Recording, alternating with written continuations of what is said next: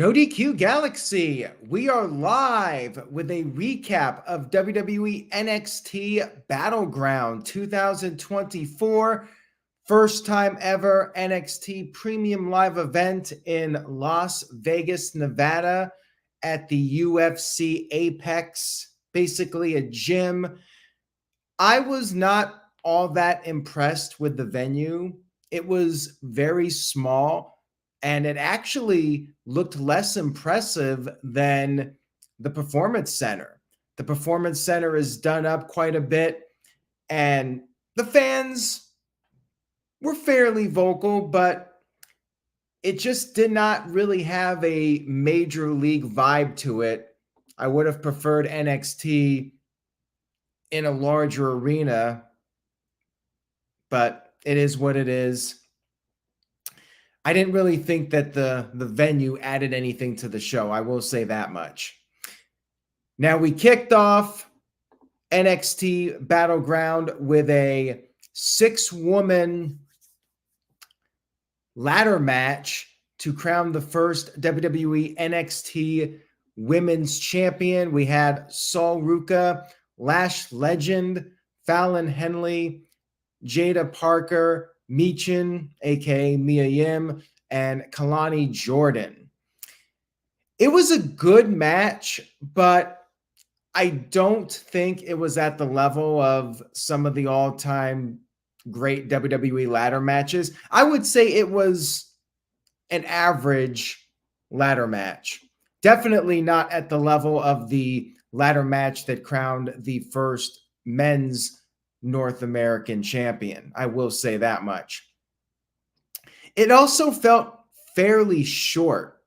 I'm not sure if anybody else felt the same way, but it seemed like the match was a bit short. They did have a few big moments in the match, but nothing too crazy. It was fairly safe by ladder match standards. You usually expect a spectacle with all sorts of crazy moves. And you had a few things in this one.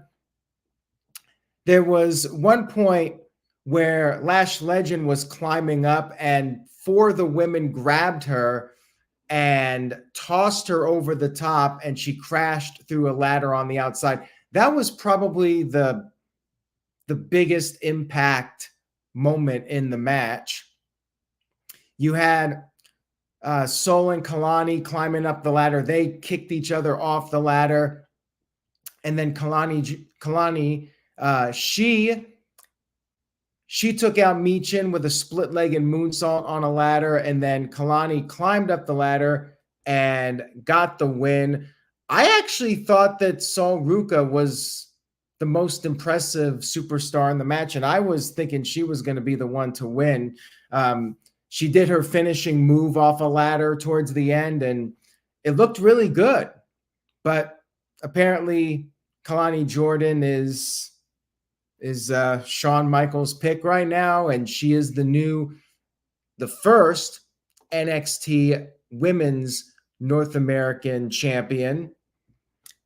And she looked good, but I still think that Sol Ruca was probably the standout in this match. And to be fair, as some of the commenters have mentioned, for a lot of the women in this match, it was their first time doing a ladder match. And I agree with this comment here too about the venue. WWE did add their own spin to it, but I still think that the Performance Center looks better. Solid start to the show. Nothing too spectacular, though, as far as I'm concerned.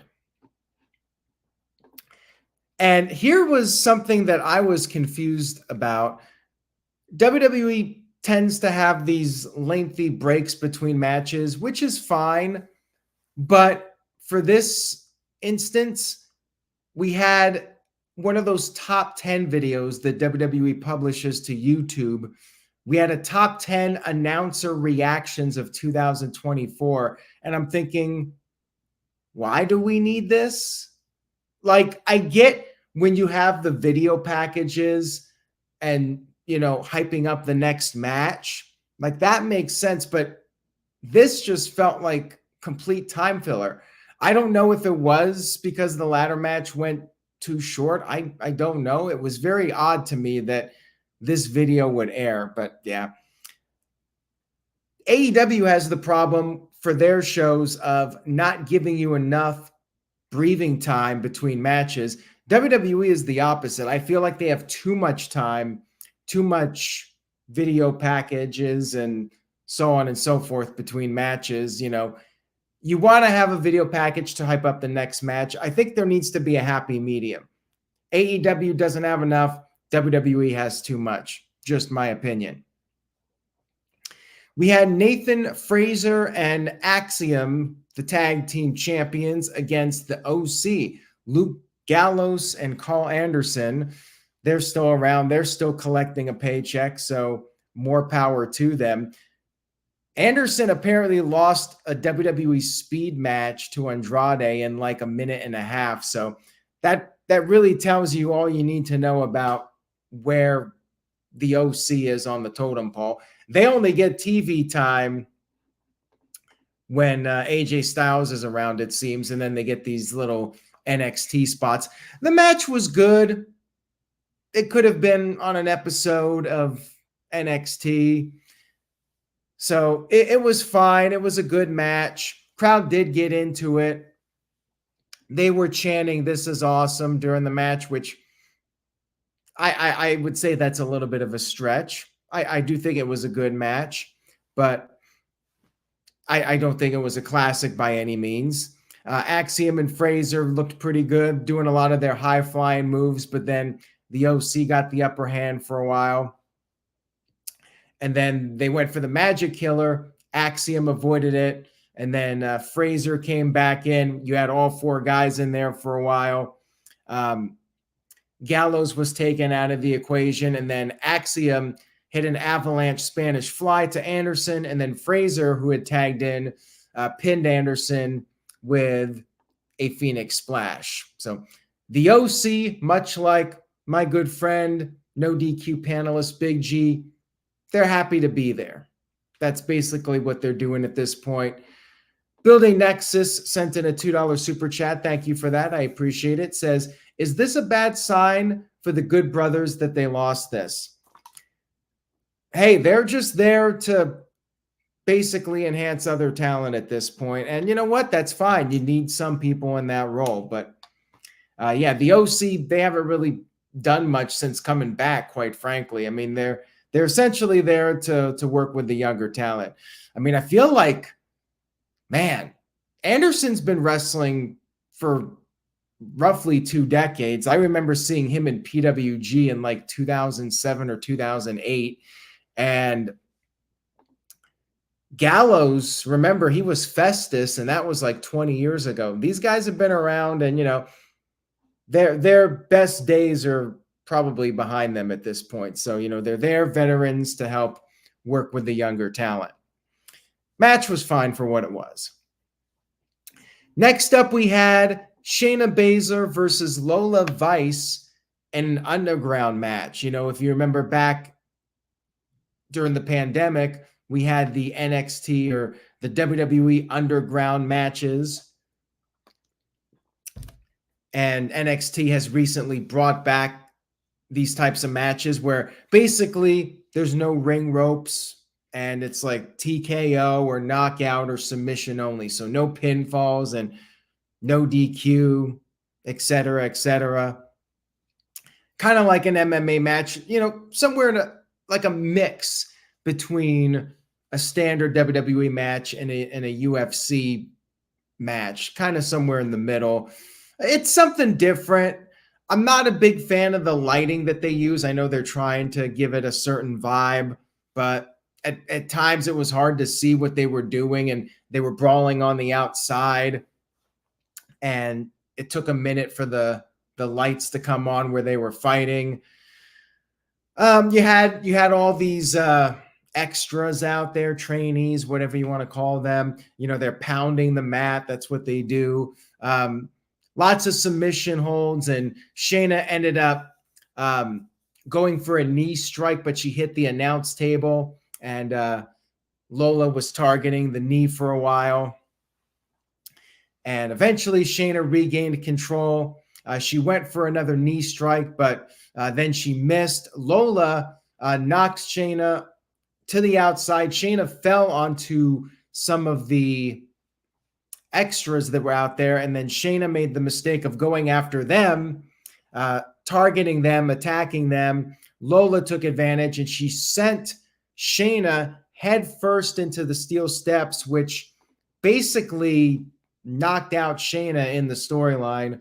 And Shayna was thrown back in the ring. Lola just pounced on her, going for the kill, striking her repeatedly, and the referee stopped the match, kind of like how a UFC fight would end.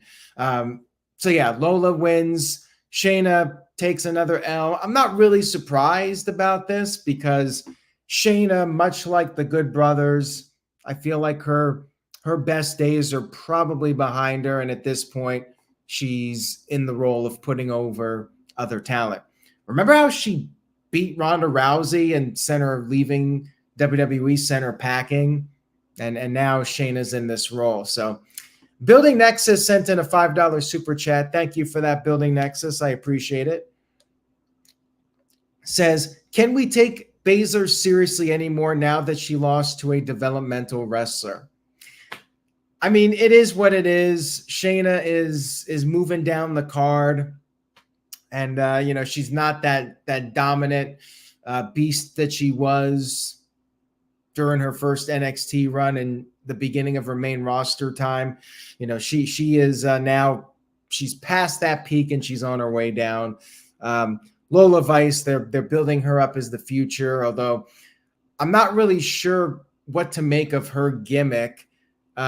She's out there and then she started dancing around after the match. And then you had Sexy Red, this rapper or singer. She was the special guest of the show. And then backstage, her and Lola Vice were twerking. So yeah, Lola Vice, I guess she beats people up and then she twerks afterwards. That's her gimmick. But people say she has potential, so I'll take their word for it. I mean, the match was good. And I'm all for doing something a little bit different. But, this, again, probably could have just been the main event of an episode of NXT. Didn't really feel like a top-tier premium live event match, in my opinion. But it was good. Next up, we had Femi versus Wes Lee versus Joe Coffey. Triple threat match for the North American Championship. And I will say this. I think this was probably the best match of the show. Femi, the few times I've seen him, this guy has some serious potential. Like, he's big and he gives me Brock Lesnar vibes or Bobby Lashley vibes or even Braun Strowman vibes. Like, this guy could be a legit WrestleMania main eventer one day. And they protected him in this match. They made him look like $1 million. And he's athletic too, for a guy that size, very athletic and just absolutely dominant in this match. You had Wesley, who just recently came back from injury. He did good. He got in a lot of offense, but they were double teaming Femi and he just kept overpowering them.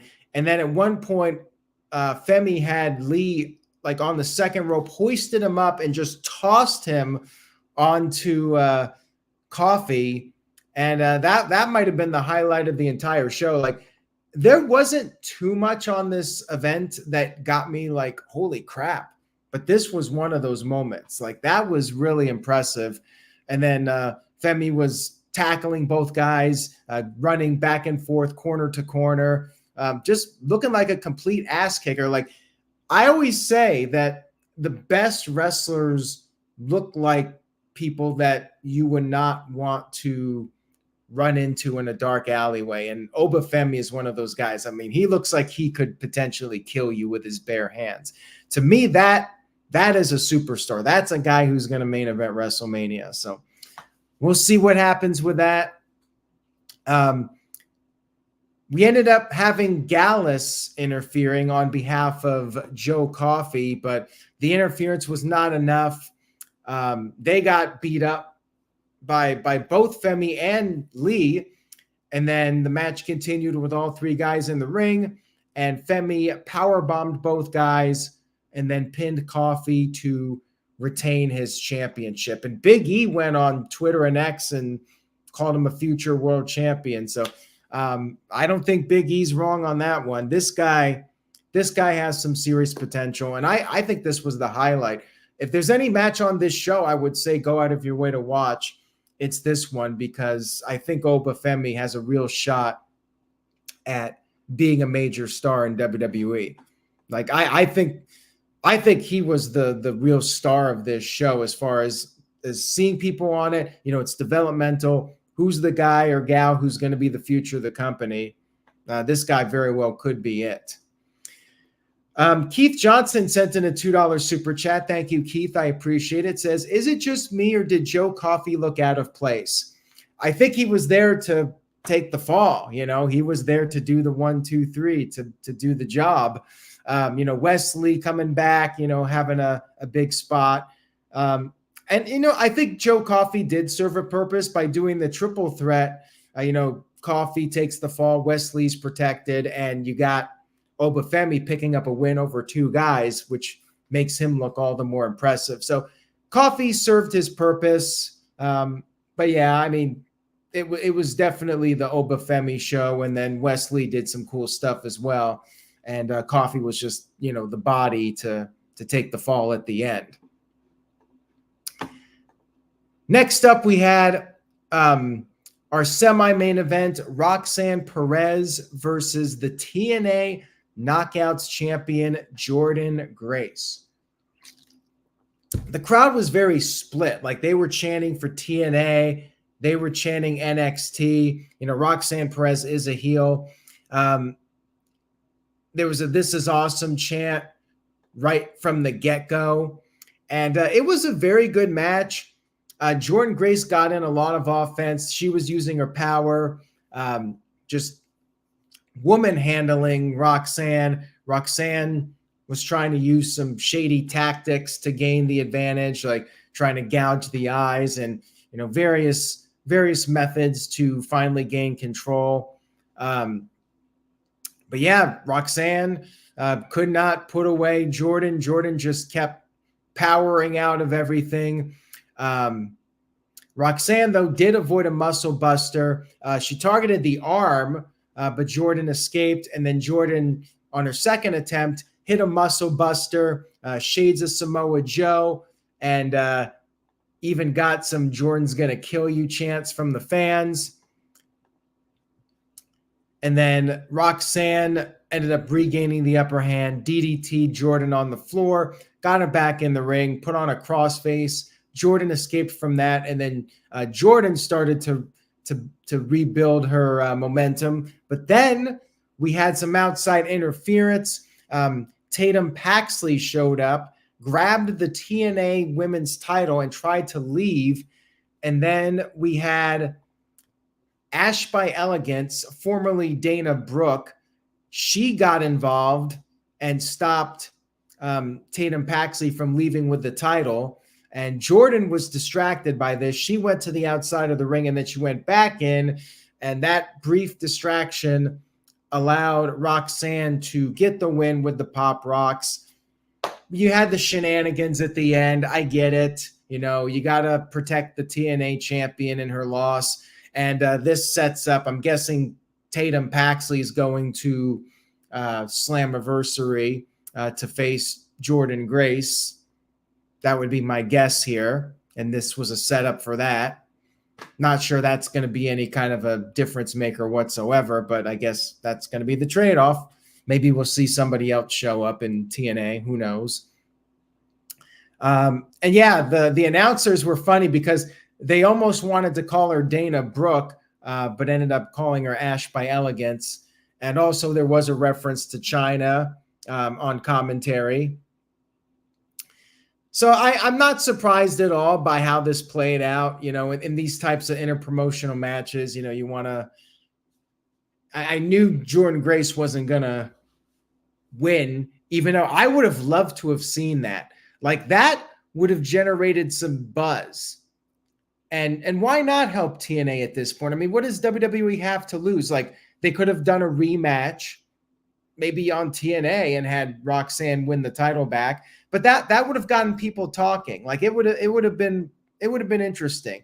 Jordynne Grace versus Tatum Paxley, don't care. Like, I would not even consider buying a TNA pay-per-view for that match. But if they did, if Jordynne actually won the NXT title and they booked a rematch with Roxanne, you know, that might be worth checking out the TNA pay-per-view. So I wasn't expecting any surprise. It would have been nice. So for what it was, I do think it was a good match, and I'm sure we'll see some more stuff with TNA and NXT. But, you know, don't get your hopes up too much that you're going to see some crazy ass match on a TNA show or an NXT show. You know, it's probably, you know, this is likely as big of a match as we're going to get.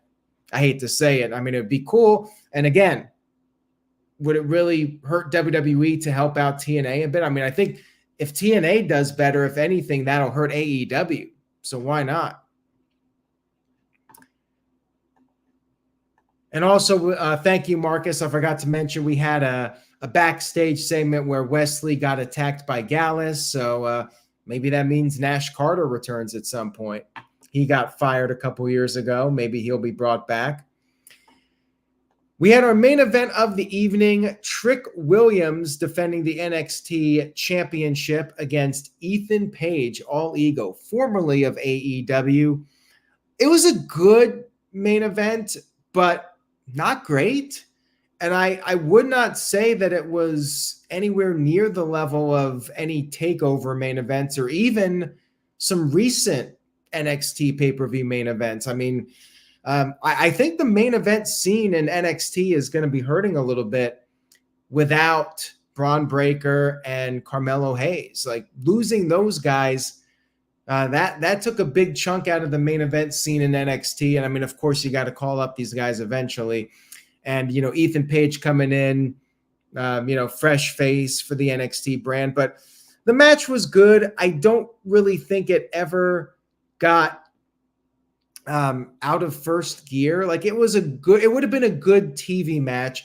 And I hate to say this, but like, most of the matches on this show felt like they could have just been on an NXT TV episode. Like, this whole pay-per-view felt like if you got TakeOver, then you got some of the recent NXT pay-per-views, and then down here you have, like, you know, the TV NXT. This show was somewhere around here. It was somewhere between a recent NXT pay-per-view and one of your, like, specials, Halloween Havoc or whatever they give for free on NXT. Like, it kind of felt like a glorified NXT TV show. It was like a B NXT show. It was what it was. So this was a good match. Crowd was into it. Booker T. I mean, Booker T kind of sucks. Let's be real here. I don't think he's very good on commentary whatsoever. The one thing that he does that adds to the show is the Trick Williams entrance. But beyond that, I don't think Booker T brings anything to the table as a commentator. Sorry, not sorry. And the other guy is okay. You know, just your standard WWE announcer. So Trick did have the early momentum, but then Ethan Page got the upper hand. He threw Trick into the steel steps, worked over Trick for a while, and then Trick started to make a comeback. They fought on the outside for a bit.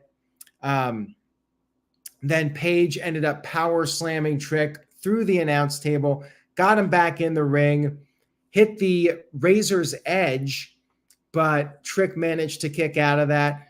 Ethan started getting frustrated, and this was really his downfall.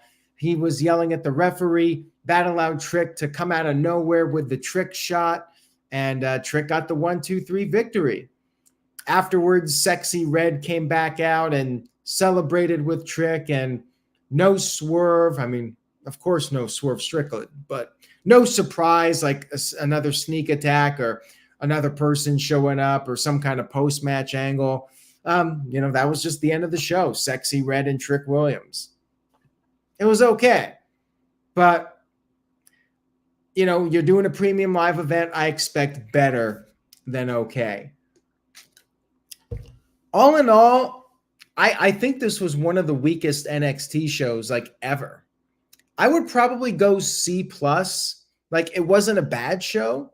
It definitely had some good moments and some solid wrestling, but this was probably the most skippable NXT show I've ever seen, and definitely a step below even the recent NXT pay-per-view. So, yeah, NXT just doesn't pack the punch. And, probably a mistake on WWE's part. One of the breaks, they showed footage from the 2015 takeover with Kevin Owens and Finn Balor in front of a packed Barclays Center. I'm looking at that and then looking at this, and I'm like I'd much rather watch that. Like, how far has NXT fallen? Like, I don't think that was a good thing to show, because it creates the impression that, hey, NXT used to be, this big deal and they could pack arenas, and now they're running in a UFC gym with 500 people, and you don't have the level of superstars that you had back then. Trick Williams, I mean, the jury's still out on him. He's obviously green, and he's got the whole whoop that trick. He's got the cool music. He's got Booker T doing the entrance. He had some really talented guys like Ilya Dragunov. That's another guy that's hurting the main event scene. NXT definitely lost out on their main event players. But yeah, when you have Ilya Dragunov, Braun Breaker, and Carmelo Hayes to help carry the matches, you look like a big star. I still think Trick is going to be a big deal, but he definitely should be in NXT. He needs more time. Keith Johnson sent in a $2 super chat. What do I think of the Ricochet news? We are going to talk about Ricochet on the No DQ review, which will be this Tuesday night at 7 p.m. Eastern, 4 p.m. Pacific. But I'll give my quick thoughts on it. I'm sure we'll talk more in detail about it. I'm not surprised if he's leaving WWE, because he reached his ceiling. And I think he's another guy that's probably on his way down in WWE. He's never going to be a top guy. And the fact is, he's not a good talker. He's great in the ring. He's one of the best. But on the mic, he just doesn't have it. And in AEW and New Japan Pro Wrestling, you don't need to be a great talker. The focus is the wrestling. I mean, AEW says AEW is where the best wrestle. That's their slogan. So Ricochet can go from being, this mid-card WWE guy. He goes to AEW, he's going to be a main eventer. They're going to do Ricochet versus Will Ospreay, probably for the world title, because Will Ospreay will eventually get that title. And Ricochet may even get a pay-per-view main event if he goes to AEW. He'll be a big fish. Some people are saying that he'll get lost in the shuffle. The thing is, him and Will Ospreay are tight. So Ospreay has some political pull, and I think Ricochet will have a great match with Will Ospreay, maybe an all-timer. And, he'll be an upper card guy in AEW. WWE, he's only going to be in that middle level, and he's probably never going to get any better than where he's already been. So that's my take on Ricochet for now. He could always end up staying with WWE until he signs an AEW contract. There's always that possibility that he'll change his mind, or he'll get an offer that he can't refuse. We'll see. But if he goes, I think it's probably the right move for him. Anyways, guys, that's all I got for NXT. I hope you enjoyed the recap. We got another one coming up in a month. That is going to be at the Scotiabank Arena in Toronto. So that should be a bigger show. You know, this was kind of just a filler for NXT, and looking forward to the next one. Don't come back here. I know it's cost effective. I'm not a fan of this venue. Let's stick to the arenas. And if you're not going to take it on the road, then do Performance Center. You know, don't go to Las Vegas and do this UFC Apex building again.